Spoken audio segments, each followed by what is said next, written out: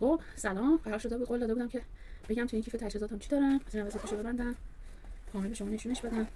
این یک کیفه که من خیلی سال پیش با یه قیمت خیلی ارزون خریدم، که دستم داره همونطور که می‌بینید و هنوز تو بازار اینا هستن. البته چون کم رفتن و سفر رفتن خیلی این روزا بیشتر شده، ممکنه که دیگه با قیمت‌های بالا بتونید بخرید، ولی خب خیلی ایده ساده‌ای داره، میتونید خودتون تهیهش کنید، خودتون بدوزینش یا فقط از وسایل توش ایده بگیرید. حتما لازم نیست این کیف رو بخرید. من ازش باز بکنم، اینجوری باز میشه و دوباره یک بار دیگه باز میشه و همونطور که می‌بینید چه قلاب داره. قلاب رو حالا میشه به هر جای آویزون کرد که بتونید در واقع استفاده بکنید کلی مجموعه. مثلا که تو این میذارین، خب یه سریش پایه‌ایه، هر چیزی که در واقع لازم دارید توی سفر لازمه و توش باشه، ولی خب با توجه به جنسیتش آدم، نیازهاش و هر چیز دیگری میتونه یه سری وسایلشو کم و زیاد بکنه. از این قسمت رو شروع بکنم. از قسمت بالا که من توی این چی دارم، یه قیچی دارم که تا میشه، این همتون فکر کنم در دسترستون هست و دیدین. البته بهتون بگم من خیلی از چیزایی که الان این تو دارم بهتون نشون میدم هزینه بابتش نکردم، چیزایی که دور و بر داشتم یا توی پک‌های پذیرایی یه چیزی بوده که خوب بوده ازش استفاده کردم. اینجا سوزن نخ دارم و سوزن تهیه، ترجیحاً با نخ تیره رنگ که به درد هر کاری بخوره. خب شما با سلیقه باشین یه ذره نخ سفیدم توش بذارین، چون من همه چی رنگش تیره است وسایلم رنگ تیره گذاشتم. یه دونه سنج قفل، یه دونه سوزنه، یه دونه سوزن تهیه. اینجا می‌بینید که بسته‌بندی خاصی نکردم، می‌تونم توی کیسه که دم دستم بوده میشه بذار یه کار انجام.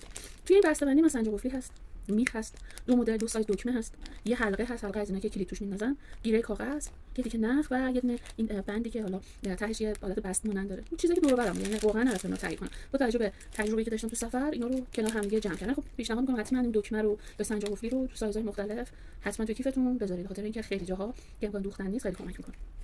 اینم از این. بازم یه گیره کاغذ دیگه گذاشتم، چون گیره کاغذ قوی‌تر از سنج قفلی میتونه چند تا چیز رو هم وصل بکنه. تا حتی اگر یه همچین چیز قلاب نداشته باشم با گیره کاغذ میتونم یه جایی وصلش بکنم و یا الان کاری که من نمیدونم واقعا میشه باشه انجام.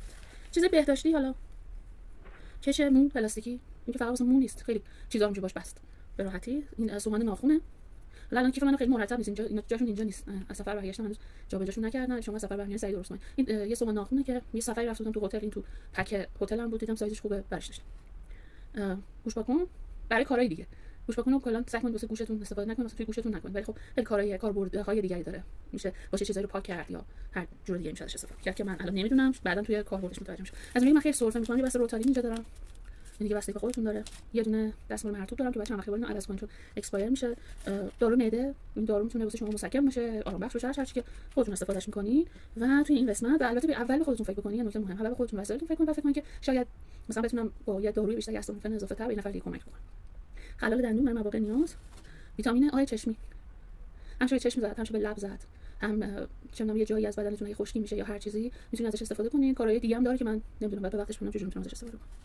چسب زخم طبیعتا، یه بند که باش میشه چیزها رو به هم دیگه بست و خیلی میتونه کمک کننده باشه. یعنی یکی از اجزای مهمه کوله حتی کوهنوردا یا کسایی که طبیعت گردی میرن، یه تیکه بنده خیلی کاربرد داره. نخ دندون ابعادش نگاه بکنید، از یه دونه بند انگشت من و این خب خیلی بهتره از اینکه یه بسته خیلی بزرگ به خودم بردارم و که واسه من کاربرد داره، شاید اصلا شما استفاده نکنید. اما پیشنهاد می‌کنم داشته باشین، به خاطر اینکه نه تنها میشه با اون نخ دندون ازش استفاده کرد، از نخش میشه تو جاهای دیگه هم استفاده کرد. شما مثلا رفتید جایی چاقو همراهتون نبردید، نخ دندون واسهتون پنیر رو به راحتی قاچ می‌کنه یا میبره براتون قاچ می‌کنه. و یه چیز مهم واسه خانم‌ها مخصوصا و هر کس دیگه، این یه ناخنگیر خیلی کوچولوئه. ببینید در مقایسه با بند انگشت من نگاه بکنید چقدر کوچیکه. یه ناخنگیر خیلی کوچیک ولی بسیار کاربردی. من تا الان اینو با این خیلی آدما رو از گوشه ناخنشون ناخن شکسته و اینا جاهای مختلف نجات دادم با همین ناخنگیر این کوچولویی. خب این از این. بریم سراغ قسمت پایین‌تر. دوباره اینجا زیپ داره خاطر اینکه جدا سازی انجام بده. این حتی شما اینو که می‌بندین دوباره چیزی میتونید روش بذارید دوباره ببندینش و یه حجم زیادی وسیله توش جا میگیره. برس کوچیکه، یه برس کوچولو، از این کوچیک‌تر هم ممکن تو بازار پیدا کنید. حتی میشه دسته اینم جدا کرد تا هم دیگه بالا بمونه، خیلی جای کمتر میگیره، میتونید شونه استفاده کنید. چون من اصلا اهل شونه استفاده کردن نیستم، یا برس کوچولو گذاشتم تو کیفم، قیمتی هم نداره. شامپو یه قوطی بود، الکل توش بود، الکلش تموم شد، من توش شامپو ریختم، نه خیلی کوچولوئه و با توجه به نیاز خودم به شامپو میدونم که این مقدار بر من کافیه.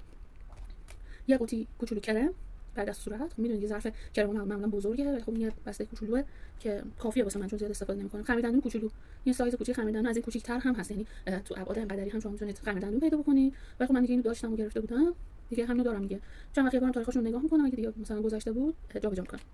یه قاشق همینجوری حتما لازم میشه دیگه. یه مسواک، اینو توی قطار بهم دادن، من جایگزین مسواک قبلیه کردم، توش هم خمیر دندون هم داره. چی از این بهتر؟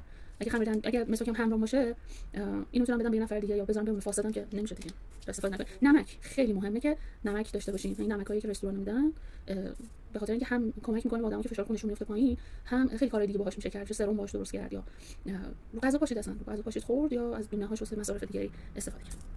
وازلین ببین چقدر سایزش کوچولوئه در مقابل بندنگ اولش هستم. این وازلینه، خب چربیش زیاده، حتی باهاش میشه آتیش روشن کرد و میشه سوتو ضد آب کرد، میشه به دست و صورتم زد دیگه، به لب زد، به صورت زد، به دست زد. و اینم هست حالا خالی هم بشه، من دوباره قوطیشو با یه چیز دیگه میتونم به راحتی پر کنم. این مونده بوده از قبل توی کیف من، این قطره آب نمک واسه شستشوی بینی خیلی میتونه کمک کنه مثلا تو زمستون. حالا من برش میدارم توی کیفم درش میارم، ولی خب کلا میخوام بهتون بگم که خودتون اساس نیازتون میتونید و فصل و سفری که میرید این تجهیزاتو به خودتون داشته باشین. حالا این خالی هم بشه، من توش میتونم چیزای دیگه بریزم، از اسپرش استفاده کنم. لیف، یه لیف سبک جمع جور که حالت دستکشی داره، خیلی کارا میتونم باهاش بکنم.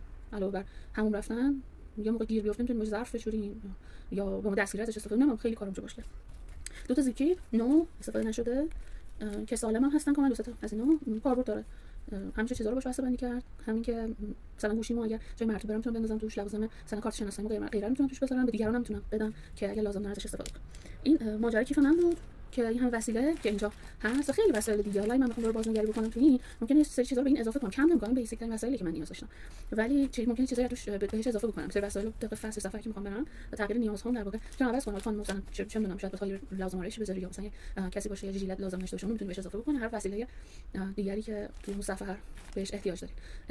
این پک اورژانسی در واقع توصیه می‌کنم که داشته باشیدش. از هر چیزی سعی کنین نه مثلا بورس و غیره چیزای مصرفی رو بیشتر از یک داشته باشید، تو سفر طولانی خیلی کمکتون کنه. یه چیز دیگه هم بهتون نشون بدم، حوله من نگاه کنید چقدر خودش کمه، نگاه کنید منظر کف دستم. یه کیف داره خودش و یه جنس بسیار نازک و هننزه دستمال عینک هم که بهتون گفتم. خودش یه گیره داره اینجا که این گیره هر وقت حالتون که خیس میشه به راحتی میتونید به هر سطحی وصلش کنید و بذارید خودش بعد از 6 هفته خوش میشه و دوباره میتونید ازش استفاده بکنید. به این صورت ان شاء الله سفر اگه میرین خیلی بهتون خوش بگذره و حالتون خوب باشه، همیشه سبک سفر کنید.